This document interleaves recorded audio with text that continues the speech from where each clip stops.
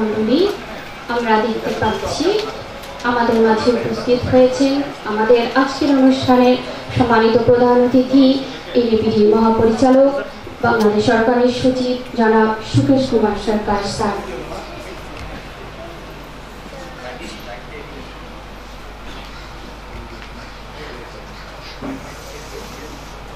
জনাব ফারজানা হককে আমি এই পর্যায়ে অনুরোধ করব ফুলের তোড়া প্রদানের মাধ্যমে স্যারকে স্বাগত জানাতে।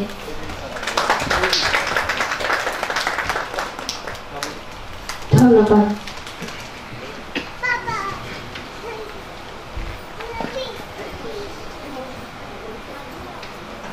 সকলকে আসন গ্রহণ করার জন্য অনুরোধ জানানো হচ্ছে।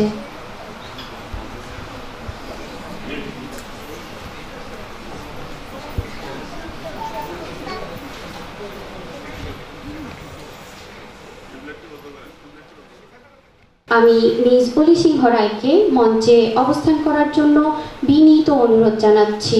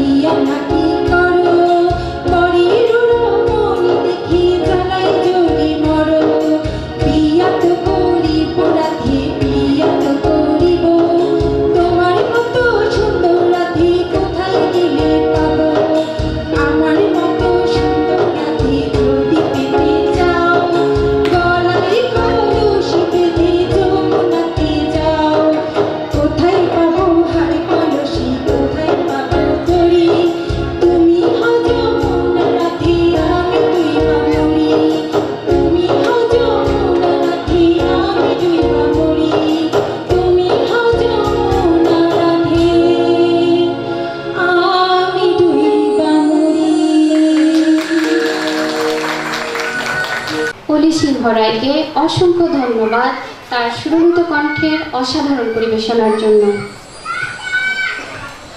এ পর্যায়ে দলীয় সঙ্গীত পরিবেশনা করতে আমি সৈকত, শাহিন, আরিফ, তন্ময়, সালে ও নাজমুলকে আহ্বান জানাচ্ছি।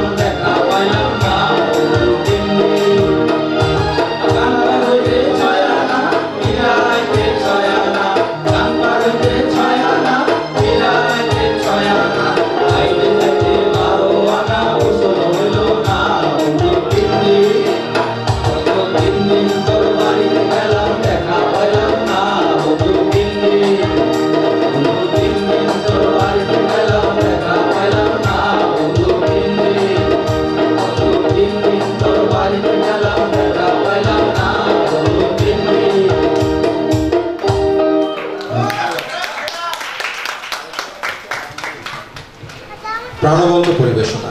অসংখ্য ধন্যবাদ দলীয় সঙ্গীত টিমকে।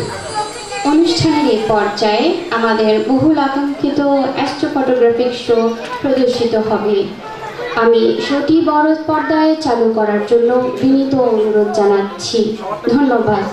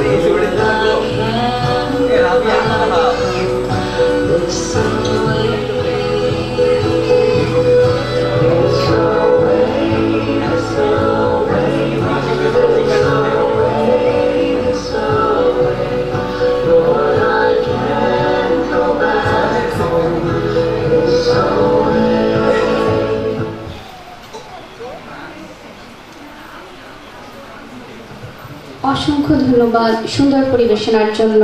বিশেষত জনাব রিয়াদ রায়হান আবিরকে বিশেষ ধন্যবাদ তার অক্লান্ত পরিশ্রমের মাধ্যমে এই শো উপস্থাপন করার জন্য। মৌচিত্তে নীতিনিত্যে আমাদের হৃদয় আন্দোলিত করতে যৌথ পরিবেশনা নিয়ে আসছেন জনাব সৈকত চন্দ্রকর এবং মিস অলি সিংহ রয়।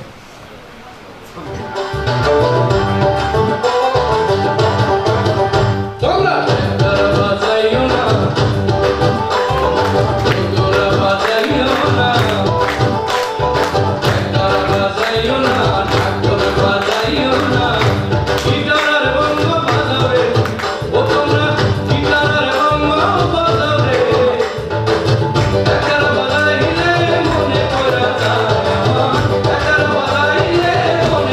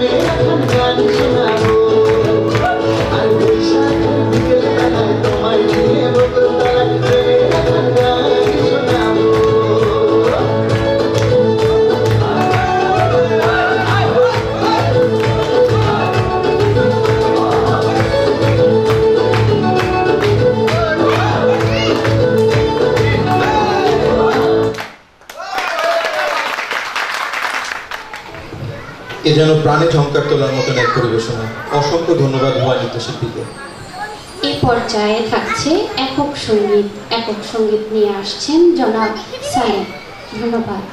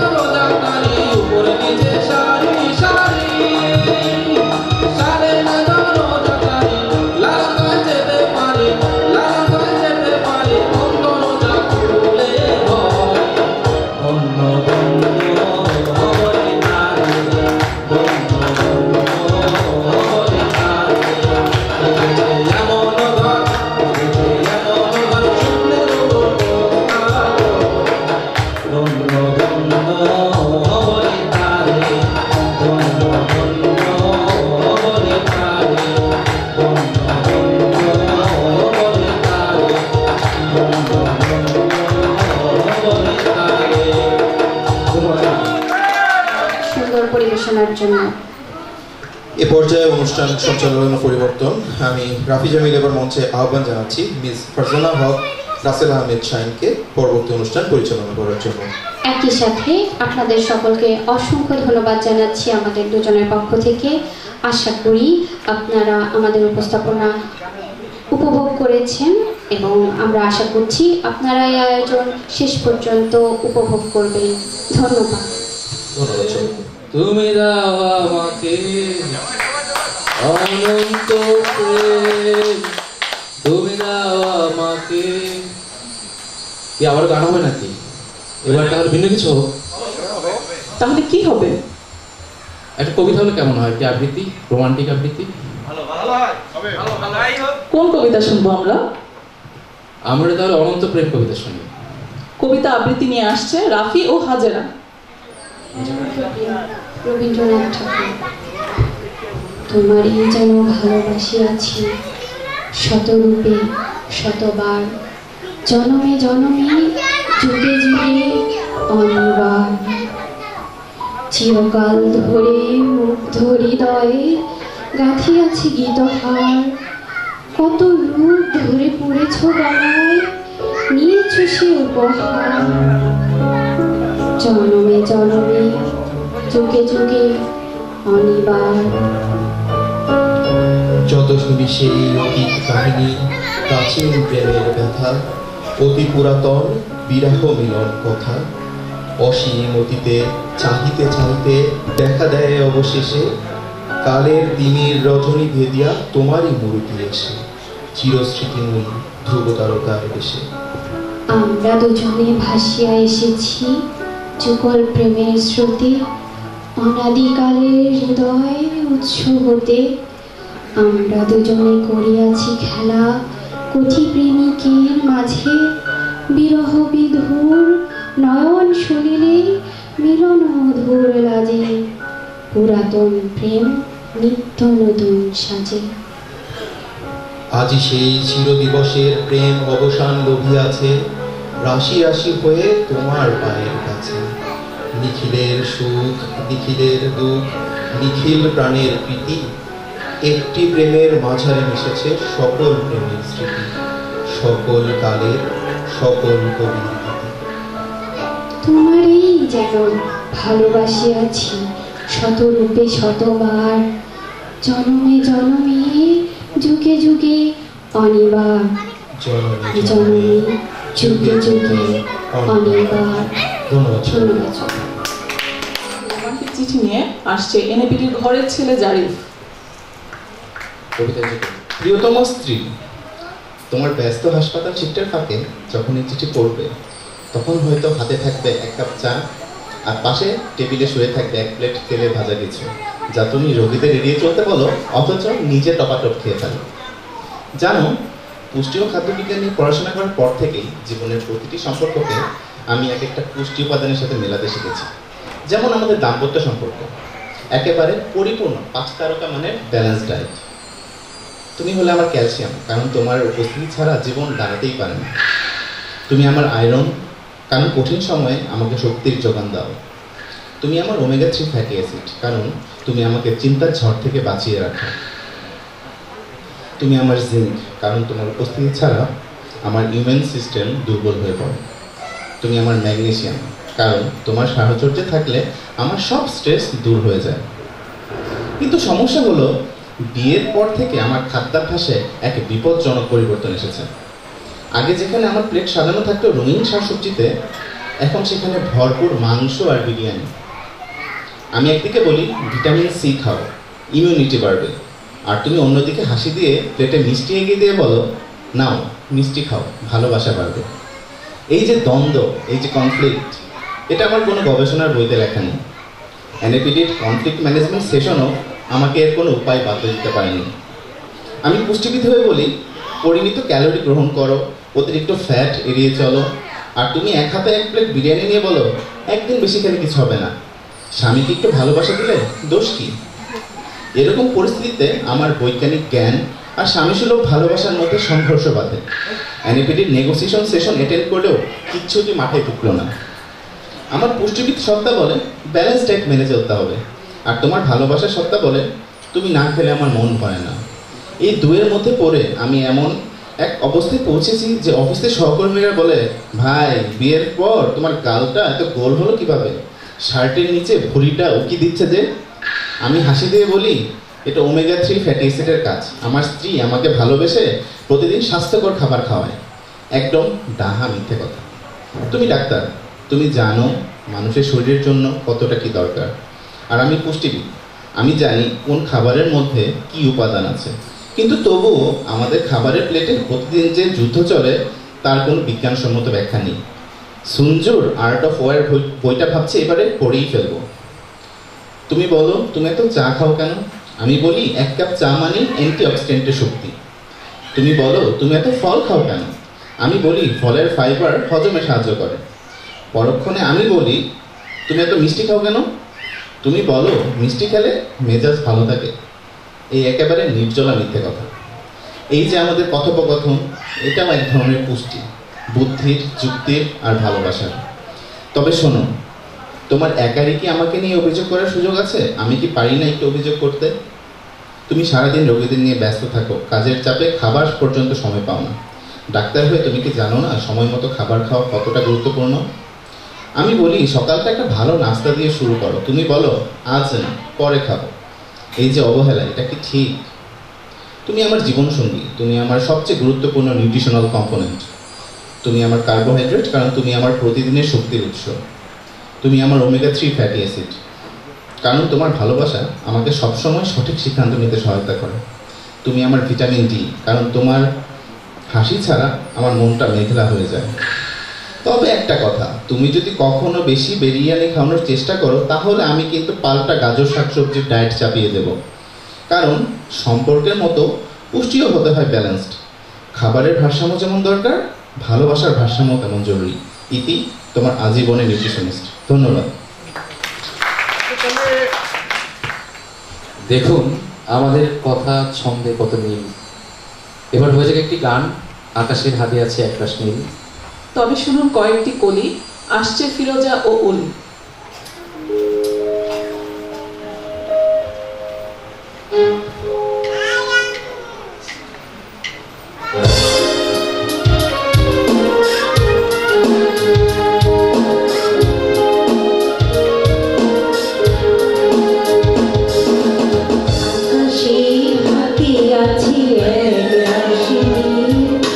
বাতাসের আছে কিছু গন্ধ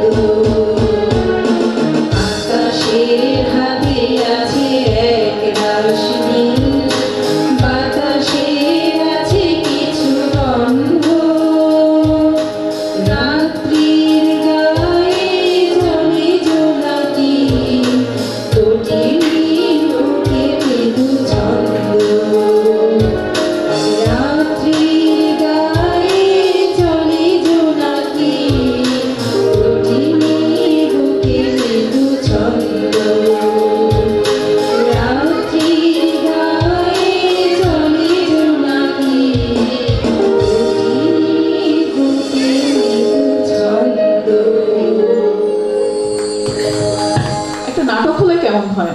দারুণ হবে। নাটক নিয়ে আসছে শাহাবুল ও তার দল। চল।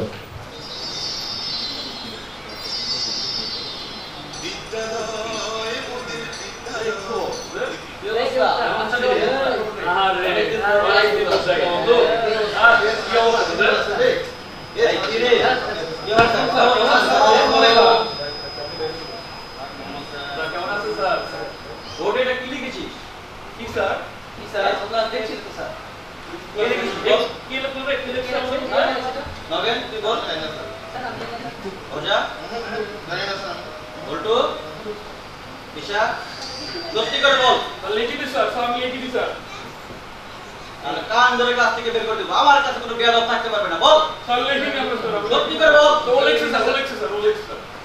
আমরা লিখিনি স্যার কিছু, যেহেতু একজন লিখেছিস সেটা কে আমি সেটাই জানতে চাচ্ছি। সবাই তো লিখিস, বল। নেক্সট অফিসার সুজন আর অফিসার সাথী। এই থাম থাম, সুজন সাথী এটা তো ভালো একটা ছবি। অবশ্য তোমরা তো এগুলো দেখিস না, ফ্রি ফায়ার আর পাবজি নিয়ে পড়ে থাকিস। সাজাই রোমান্টিক নিয়ে সাথে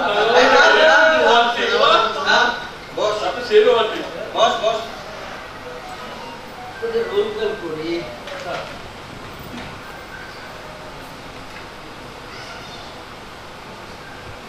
মগেন এস স্যার দাঁড়াতে ভুলে গেছিস?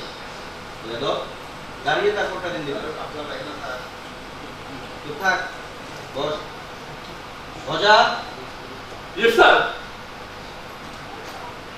বল্টু স্যার। বল্টু স্যার।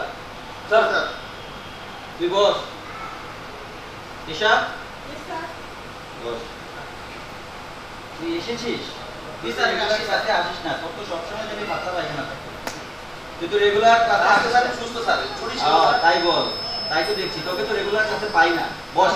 ঠিক আছে ভালো স্যার। মুই স্যার তুইও বস। দেখি তোদের পড়াশোনার দিকে যাওয়া যায়। তোরা কি পড়াশোনা করেছিস? গত সপ্তাহে যা দিয়েছিলাম তুই পারিস কিনা? নগেন তুই দাঁড়া, বলতো জাতিসংঘের মহাসচিবের নাম কি? Kofi Annan. Kofi Annan? আমি তোর জন্য কফি আনবো? সঠিক করে বল। Kofi Annan. এক জোড়া দাঁত খুলে দেবো, আমি তোর জন্য কফি আনতে যাবো? স্যার সে তো ঠিকই বলেছে, জাতিসংঘের সপ্তম মহাসচিবের নাম কফি আনান। ও আচ্ছা, এই থাম থাম, সপ্তম মহাসচিব আগে বললি কি হতো? ঠিক আছে বস বস। তুই তো অনেক ভালো পারিস তাই না? দেখি তুই বলতো টিস্যু কত প্রকার? স্যার এটা তো অনেক সহজ কোশ্চেন, আপনি পারেন না? টিস্যু 4 প্রকার। তাই বলতো কি কি? সাদা টিস্যু, গোলাপি টিস্যু, নরম টিস্যু। তুই তো খুব ভালো বলেছিস, টিস্যু 4 প্রকার। বস দেখি বাকিগুলোর কি অবস্থা। বলতো দাঁড়া, তুই তো সবচেয়ে ফাঁকি পা দেখলাম। কি বলো? আমি তো প্রতিদিন স্কুলে আসি স্যার। তুই আসিস কিন্তু ক্লাসে তুই মনোযোগী না। স্যার প্রশ্ন জানান স্যার পারবো। ঠিক আছে তুই বলতো হাত কয়টা? স্যার এটা তো সহজ প্রশ্ন হচ্ছে স্যার। সেটারই উত্তর দে। স্যার হাত 3 প্রকার। তাই হ্যাঁ স্যার। বলতো কি কি? এই স্যার ডান হাত, এই স্যার বাম হাত, আর স্যার অজু হাত। হাত আর ওযু হবে স্যার প্রত্যেকটা। এই বয়সে এত পাক নামবো? অজুহাতে আসি শিখেছিস? আর অজু হাত খুব কাজের স্যার। তাই ঠিক আছে বস। আর আপনি এত কষ্ট পারেন আর একটা প্রশ্ন উত্তর দিতে পারবেন স্যার? আমাকে চ্যালেঞ্জ করছিস? জি স্যার। আমি পারবো না। পারবেন না স্যার? বলতে দেখি। বলেন তো দিমাগের মুরগি আগে স্যার। এত সহজ একটা কোশ্চেন তুই আমাকে করলি? জি স্যার বলেন যে আমাকে চ্যালেঞ্জ দিচ্ছিস? মুরগি আগে সবাই না স্যার দিমাগে স্যার। কি বলছিস তুই আমার সাথে? আমার মুখে তর্ক করছিস? এই কি আগে? মুরগি মুরগি দিমাগে সবাই বলছে মুরগি আগে, তুই বলছিস দিমাগে স্যার। তুই প্রমাণ করতে পারবি? পারবো স্যার পারবো স্যার। যদি না পারিস এক চড় দিয়ে তোকে কাছ থেকে বের করে দেবে। এখন বের করে দেবে। ঠিক আছে স্যার ঠিক আছে। দাঁড়া আগে দেখি ও পারে কিনা। যা পড়ে যা, প্রমাণ করে দেখা। দিমাগে স্যার আমি দেখছি স্যার। দেখা স্যার আমি পারবো স্যার পারবো স্যার। দেখা স্যার এটা কি স্যার? বুঝতে পারবি? এটা কি স্যার? থাম। এটা কি দিয়ে? এটাও তো ঠিক। কি আছে কি আছে না? মুরগি তো দেখেন স্যার ডিম থেকে তো মুরগি কিনে নিলাম স্যার। দেখেন স্যার স্যার দেখেন স্যার। আগে তো স্যার দেখেন স্যার, আগে শেষ কর। স্যার আমি প্রমাণ করে দিলাম স্যার, প্রুফ স্যার, প্রুফ এই কথা কি করো? এই কথা কি? এই থাম থাম। স্যার প্রুফ স্যার দেখেন ডিভাইডের মধ্যে কি স্যার, সর সর। এই স্যার দেখেন স্যার দেখেন প্রমাণ করে স্যার, তো কি করেছিল স্যার? তাই তো দেখছি। দিদি মনে হয় আগে। কথা ঠিক আছে, যা ওখানে গিয়ে বল। স্যার গজা এত পারে তাও গজা একটা সাইকেল থেকে বাংলা রাখি দেখাবো স্যার, কেমন পারে? বস্তরা গজা তুই এত পারিস, তুই সাইকেল মধ্যে একটা বাংলাদেশ রাখি দেখাতো গজা কেমন পারিস?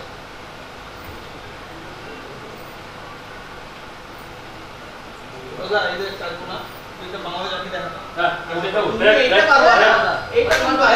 দেখা যাবে দেখা যাবে দেখা যাবে, এইটা পারবো না। আরে না দেখা যাবে, প্রমাণ করতে দে। এই দেখ এটা কি চতুর্ভুজ না এটা হচ্ছে যে ফুটু কি আছে বল, এই দেখ আকৃতি বাংলাদেশ হয়ে যাবে, এই কলমে দেখ পারিস না আবার আমাকে বলিস, দেখ না রে কি হয়, কি হয়েছে বাবা ঠ্যাং? দেখ কি করি আমি, পারিস না নিজেরও পারিস না আবার আমাকে বলিস,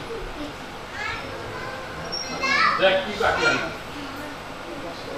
জিনিস তোরা দেখছিস কখনো, তুমি বাংলাদেশ রাখি সত্যি তো হয়ে দেখ গেল। দেখ দেখ দেখ দেখ কি কর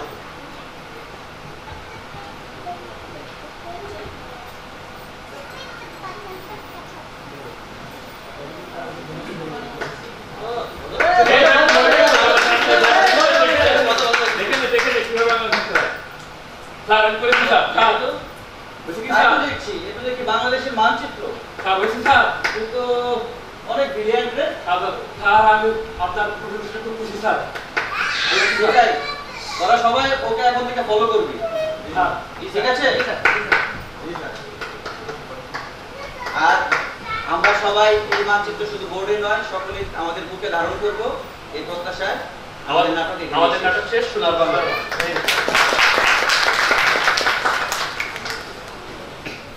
পুরো ট্রেনিং এ পেলাম যে প্যারা, তবু দিন শেষে এনইপিডি সেরা।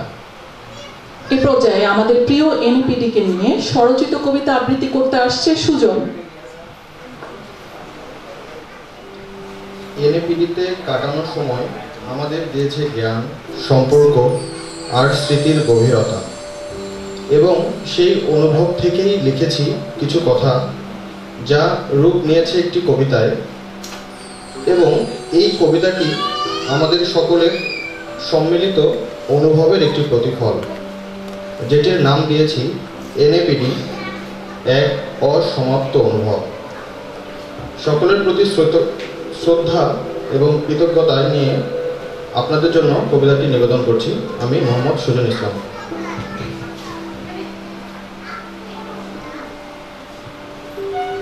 রাত যত গভীর হয়, মনের কষ্ট ততই সয়। হঠাৎ এসে চলে গেলে, কষ্ট দিয়ে কি বা পেলে? কষ্ট দিয়ে যদি পেতেই তবে সুখ, তোমার আমি নাই সঁপে দিতাম বুক। বিরক্তি যদি করে থাকি একটুখানি, ক্ষমা করে দিও ওগো প্রিয় মুখখানি। বিদায় বেলায় রেখো না কিছু মনে, চলে যাচ্ছি প্রিয়, ডেকো না আর ফিরে। শিখেছি এখানে শুধু পাঠ নয়, যেন জীবন দর্শন। এই স্মৃতি রাখি হৃদয়ে, গভীর অনুভবে প্রতিক্ষণ। সহকর্মীদের হাসি আজও মন ছুঁয়ে যায়। ছিল দৌড়ে ভরা সকাল, সন্ধ্যায় একটুখানি ঠায়। ট্রেইনারদের কাছে ছিল শেখার আলোক পাঠ। তারা গড়েছেন ভিতরটা ভরসা আর প্রভাত। 2 মাস যেন আমরা ছিলাম এক হয়ে জীবন, অনুপ্রেরণা, চেনা অচেনার মিলন। 2 মাসের এই পথ চলা যেন শেষ হয়ে যায়। এনইপিডি হৃদয়ে চিরকাল বেঁচে রয়। ধন্যবাদ সবাইকে, থ্যাংক ইউ। আমাদের কথা বলা এখানেই শেষ হোক। বেশি বললে লোকে বলবে মন্দ, কারণ আমরা দুজনেই কমিটির লোক। আমাদের উপস্থাপনায় এখানে ইতি টানছি। উপস্থাপনায় আসছে রাফিয়াত ও জায়েদ।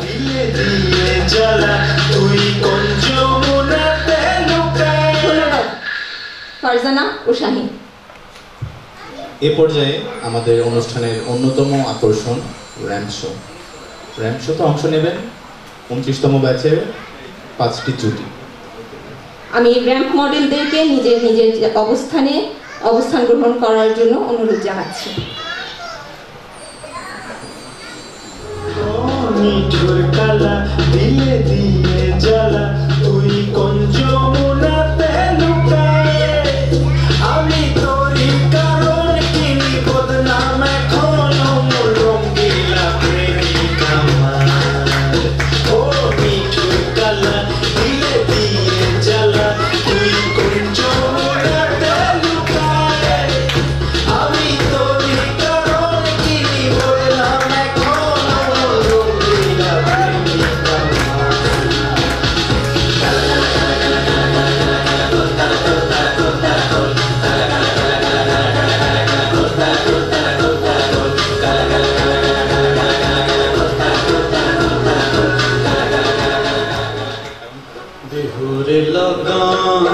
মধুরে লগন আকাশে বাতাসে লাগিল রে, চম্পা ফুটিছে চামেল ফুটিছে, তার সুবাসে নয়নায় আমার ভাসিল রে। বিহুরে লগন মধুরে লগন আকাশে বাতাসে লাগিল রে, চম্পা ফুটিছে চামেল ফুটিছে, তার সুবাসে ময়নায় আমার ভাসিল রে।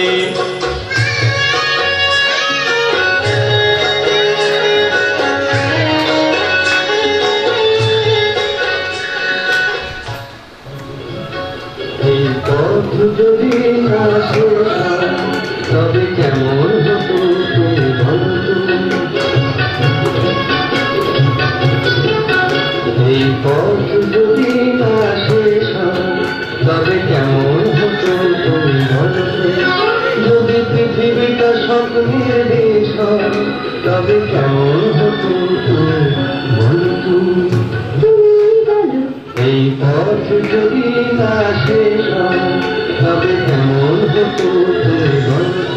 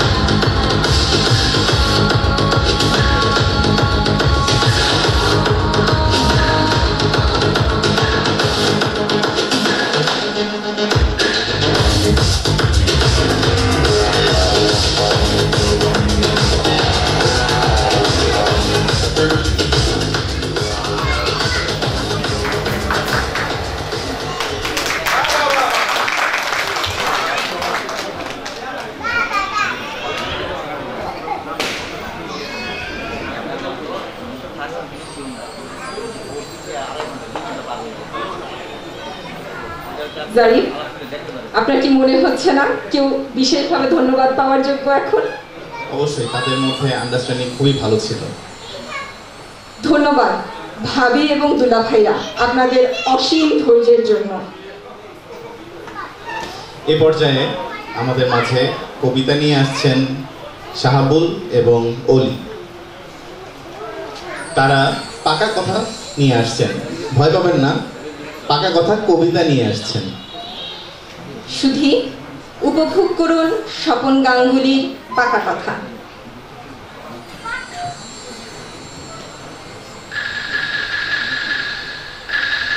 হ্যালো, কে বলছেন? হ্যাঁ, আমি শুভ।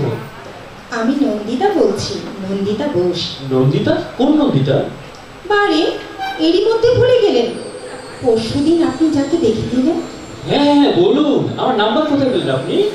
আপনার মা সেদিনই আমাকে দিয়ে বলেছিলেন, তোমার যদি শুভর সঙ্গে কিছু কথা বলার থাকে তুমি বলতে পারো। জানেন, আমার মা আপনাকে বেশ পছন্দ করেছে। হ্যাঁ, আমারও। আমরা তো অঘ্রাণে বিয়ের কথা ভাবছি। আমার কিন্তু আপনাকে কিছু কথা জিজ্ঞাসা ছিল। বেশ তো, বলুন না। সব কথা কি আর টেলিফোনে হয়? আমি একদিন আপনার বাড়ি যাব। সে কি, সে কিভাবে হয়? লোকে কি ভাববে? কেন, লোকে ভাবার কি আছে? আপনি তো আমাদের বাড়িতে এলেন, বিয়ের আগেই জামাই আদরে খাওয়া দাওয়া করলেন, তারপর নগদ টাকার কথাও বললেন। চিংড়ি মাছটা ভালো ছিল না? হ্যাঁ, রান্নাটা বেশ ভালো ছিল।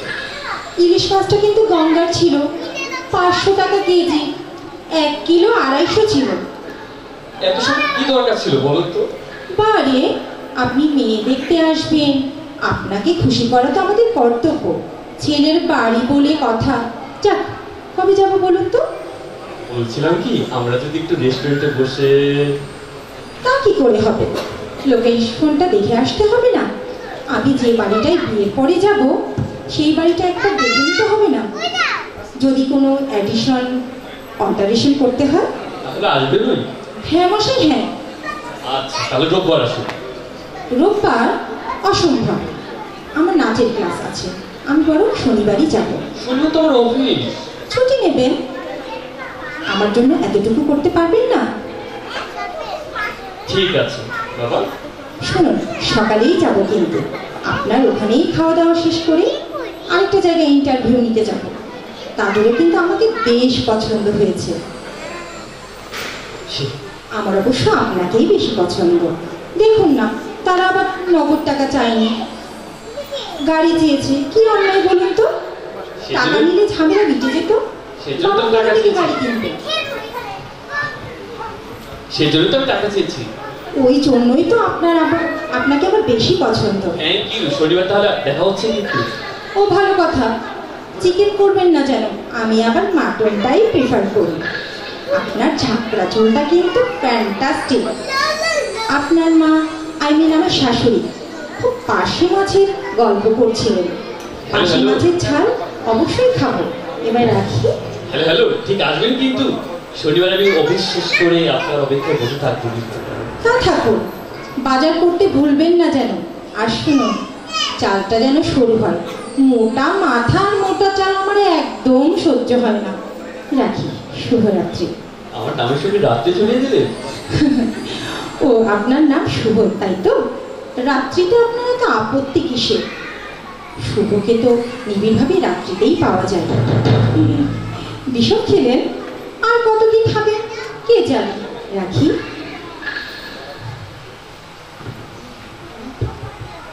খুলছি। আসবো? আপনি আসুন আসুন। রবীন্দ্রসঙ্গীত গাইছিলেন? একটু। উচ্চারণটা ঠিক করবেন। বাইরে থেকে শুনতে লাগছিল, এসো আমার ঘরে এসো। উত্তেজনা আমার একটু এরকমই হয়। আপনাকে তো দারুণ লাগছে। আপনাকেও। পাঞ্জাবিটা কিন্তু দারুণ, ফাটাফাটি। আপনি আসবেন বলে গতকালই কিনেছি।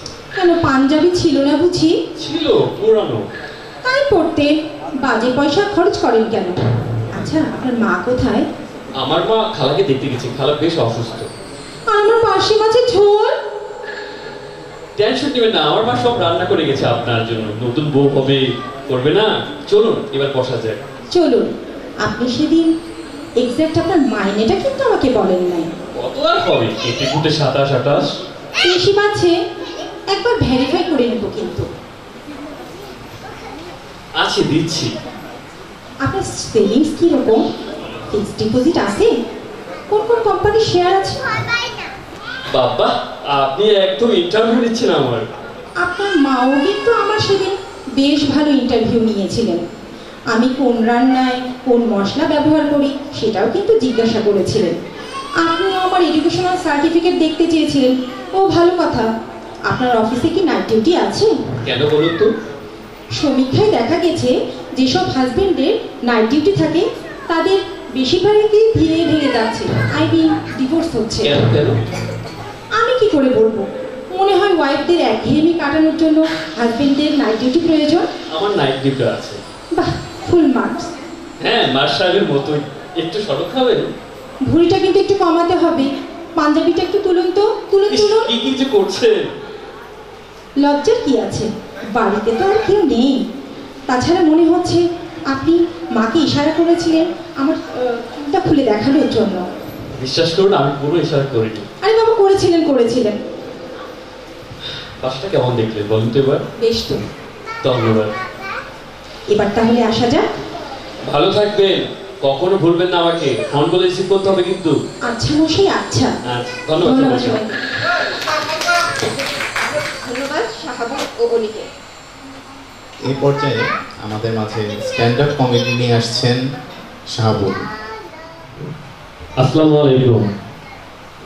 সবাইকে সালাম, আসসালামু আলাইকুম। এই সাংস্কৃতিক সন্ধ্যায় আমার সবাইকে শুভেচ্ছা। লাইট চোখে পড়তেছে, লাইটটা যদি একটু অফ থাকতো। চোখে লাইট লাগতেছে একটু। আজকে আমি একটা আমার অভিজ্ঞতা শেয়ার করবো। অভিজ্ঞতা শেয়ার করার জন্য এখানে উঠেছি। অভিজ্ঞতাটা হচ্ছে, আমি আমার বাসার পাশে এক কলেজে পাশ দিয়ে যাচ্ছিলাম, তো সেখানে একটা কবিতা আবৃত্তি প্রতিযোগিতা চলছিল। সেই কবিতা আবৃত্তি প্রতিযোগিতা শোনার আগ্রহ হলো। আমি আগ্রহ ভরে সেখানে গেলাম। সেখানে যেয়ে দেখলাম যে কয়েকজন আবৃত্তিকার আছে এবং দুইজন বিচারক আছে এবং মুষ্টিমেয় কিছু ছাত্রছাত্রী আছে। যাই হোক, তো আবৃত্তির বিষয় ছিল কবর কবিতা। কবর কবিতার রচয়িতা হচ্ছে জসীমউদ্দিন পল্লী কবি। সেখানে বিভিন্ন ধরনের বিভিন্ন টাইপের লোক, আমার আশেপাশের লোক এবং আমার বন্ধু বান্ধব ছিল কবিতা আবৃত্তির জন্য। তো আমিও সেখানে উপস্থিত হয়েছি, বেশ আনন্দ সহিত উপভোগ করেছি। সেই অভিজ্ঞতাটা আপনাদের মাঝে আর কি শেয়ার করবো। প্রথম যে ছিল স্বভাবজাত কবি, নতুন কবি, আমার বাড়ির পাশেই সে কবিতা এইভাবে আবৃত্তি করতেছিল। কবর। জসীমউদ্দিন, এইখানে তোর দাদির কবর ডালিম গাছের তলে।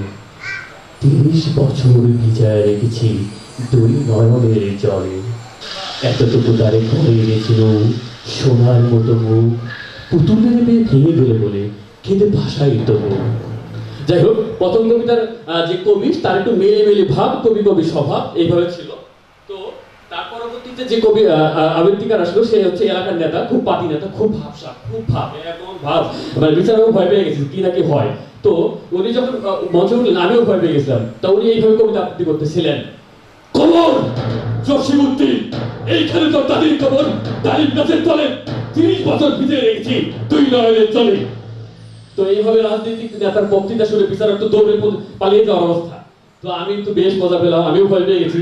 ভাবলাম কি এখানে থাকবো কি থাকবো না। তারপর অতীতে আরেকজন আসলো, আমার দাদু, আমার বাড়ির পাশে দাদু। তো বাড়ির পাশে দাদু এসে বলছে আমিও কবিতা আবৃত্তি করবো। এখন বিচারক বলছে আচ্ছা ঠিক আছে, আপনি করেন, দেখি কেমন হয়। তা আমি তার নাতি সম্পর্ক হই, নাতি। তো বলতেছে দাদু এদিক তো আয়। আমি গেলাম কাছে।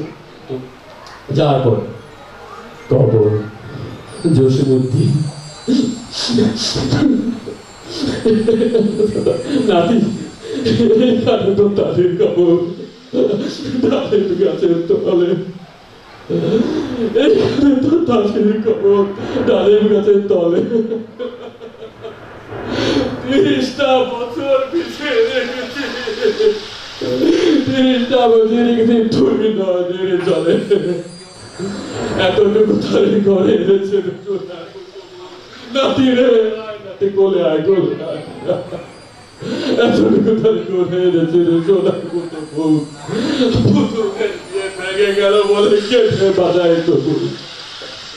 তো দাদুর কবিতা শুনে তো আমি হতবাক। দাদু তো বেশ এমন আবেগ দিচ্ছিল, আমি আপ্লুত হচ্ছিলাম, চোখে জল পড়তেছিল। তারপর আমি বললাম যে দেখি আরেকটু অপেক্ষা করি, নেক্সট কি আমার জন্য অপেক্ষা করতেছে। আমি আগ্রহ করে খুব শুনতেছিলাম। আমার রুমমেট নাজুল ভাই, বিগত রুমমেট, সে রাতের বেলা দেখি যে কাউকে পটায়, মানে মেয়েলি কণ্ঠ। কি ব্যাপার মেয়েলি কণ্ঠ, কি ব্যাপার মেয়েলি কণ্ঠ এত সুন্দর, নাজুল ভাই আপনি করবেন নাকি মেয়েলি কণ্ঠে? তো নাজুল ভাই কিভাবে শুরু করতেছিল? কবর জসীমউদ্দিন, এইখানে তোর দাদের কবর, ডালিম গাছের তলে 30 বছর ভিজিয়ে রেখেছি তুই নয়নের জলে। এতটুকু তারে ঘরে এনেছে ওর সোনার মতো মুখ, পুতুলের বিয়ে ভেঙে গেল বলে কেঁদে ভাসাই তো রূপ। আমি তো অবাক যে নাজুল ভাই একজন মানে পুরুষ কণ্ঠের মানুষ কিভাবে মেয়েলি কণ্ঠ দেয়। তার পরবর্তীতে আমি তো ভাইয়ের বললাম, ভাই কি খান, মানে কি করেন রাতের বেলা, কি করেন ভাই, এইটা আয়ত্ত করছেন? পরবর্তীতে যে নেক্সট পার্টি সে বল, আমার বাড়ির চাচা যে নাকি ওয়াজ করে বেড়ায়, ওয়াজের তার সে এখন আবৃত্তি করতে আসছে। হাই রে পুরস্কারের লোক। আমার চাচা যখন আবৃত্তি করা শুরু করলো, সম্মানিত হাজির, আজকের সবাই সম্মানিত উপস্থিতি, আসসালামু আলাইকুম। আমি একটি কবিতা আবৃত্তি করব। কবর জসীমউদ্দিন, এইখানে তোর দাদির কবর, এইখানে তোর দাদির কবর, ডালিম গাছের তলে 30 বছর ভিজে রেখেছিল দুই নয়নের জলে রে। এইখানে তোর দাদির কবর, ডালিম গাছের তলে। আমি তো তার ওয়াজ শুনে মুগ্ধ, মানে সারা জীবন শুধু ওয়াজে শুনছি, এখানে সে কবিতা কিভাবে বলবে আমি পুরোই হতবাক।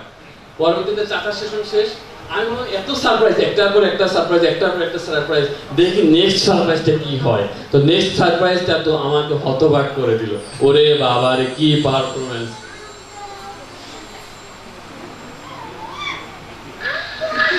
এই দুষ্ট ছেলেরা, এদিকে তাকা, কোথায় তোরা? দেখছিস আমাকে? আমি একটা কবিতা আবৃত্তি করবো রে। এই তাকা না রে, কোন দিকে তাকাস তোরা? কবিতার নাম কি জানিস? জানিস তোরা? জানিস আমাকে দেখতে কেমন লাগছে রে? খবর খবর খবর জসীমউদ্দিন, এইখানে কোথায় তোরা? বলতো দেখ তো, এইখানে তোর দাদুর কবর, ডালিম গাছের তলে 30 বছর ভিজে রেখেছিল তুই নয়নের তলে। এইখানে তোর দাদুর কবর, ডালিম গাছের তলে 30 বছর ভিজে রেখেছিল তুই নয়নের জলে। ধন্যবাদ সকলকে।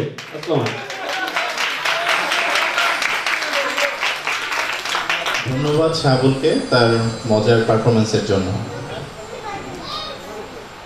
এনএপিটির 2 মাস সাক্ষী, 29তম ব্যাচ ভালো মন্দ যাই করে একসাথে করে। দর্শকবৃন্দ, আপনাদের শেষ ধৈর্যের পরীক্ষা নিতে এখন হবে দঙ্গল সঙ্গীত, দুঃখিত দলগত সঙ্গীত। দলগত সঙ্গীত নিয়ে আসছেন শাহিন, সৈকত, শফিউল্লাহ, তন্ময় এবং আরিফ।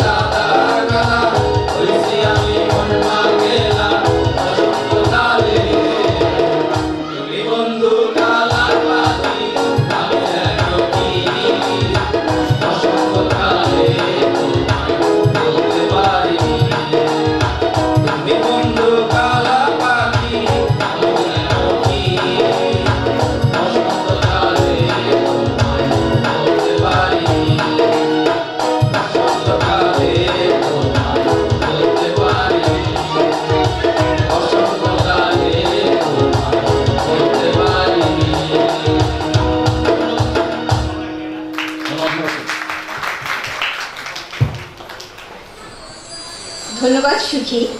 এরই সাথে শেষ হতে যাচ্ছে আমাদের 29তম। এনইপিটির ঘরের লোক হয়, আমি আপনার সাথে একটা এনইপিটির সিক্রেট শেয়ার করতে যাচ্ছি। কি সিক্রেট? আমাদের সম্মানিত এবং সবার প্রিয় শ্রদ্ধেয় ডিজি স্যার একজন সংস্কৃতি মনা মানুষ এবং স্যার খুব সুন্দর গান করেন। আমাদের এই সমাপনী মঞ্চ স্যারকে অধিকার করার জন্য স্যারকে অনুরোধ জানাচ্ছি।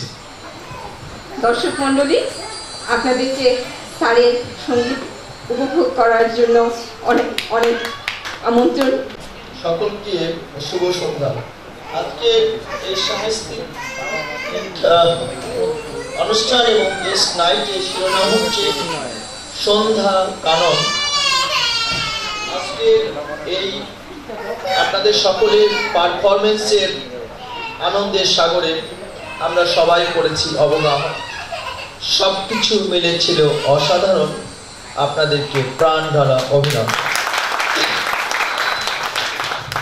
এখন আমার অনুরোধে ঢেকে গেলার মতো অবস্থা। আমার গলা বুঝতে পারছেন, গতকালকে আমি 9:30 থেকে বলে রাত্রি 9টা পর্যন্ত আমি ক্লাস নিয়েছি। আজকেও 5:30 একটা না 9টা থেকে। আমার গলার অবস্থা ভালো না। তারপরে আমাকে অনুরোধ জানানো হয়েছে, প্লাস আমি পারফর্মার না। এই নিপীড়িতে এসে আসলে এই আপনাদের অনুরোধের কারণে আমি প্রথম মঞ্চে উঠেছিলাম এবং দু একটা গানও গেয়েছিলাম। যাক, আমি চেষ্টা করি, আপনাদের খারাপ লাগবে যদিও কষ্ট পেন না। ঠিক আছে, আমরা কোনটা মিলন হবে কত দিনে ধন্যবাদ। ঠিক আছে, মিলন হবে কত দিনে।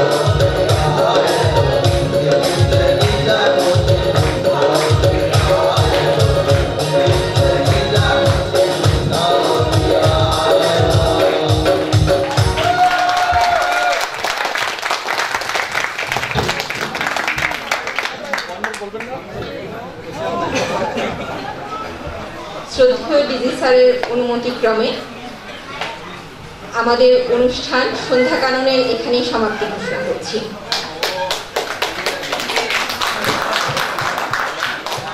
এনএপিডির সম্মানিত অনুষদবৃন্দ এবং অতিথিবৃন্দকে ক্যাফেটেরিয়ার দ্বিতীয় তলায় নৈশভোজের জন্য আমন্ত্রণ জানাচ্ছি।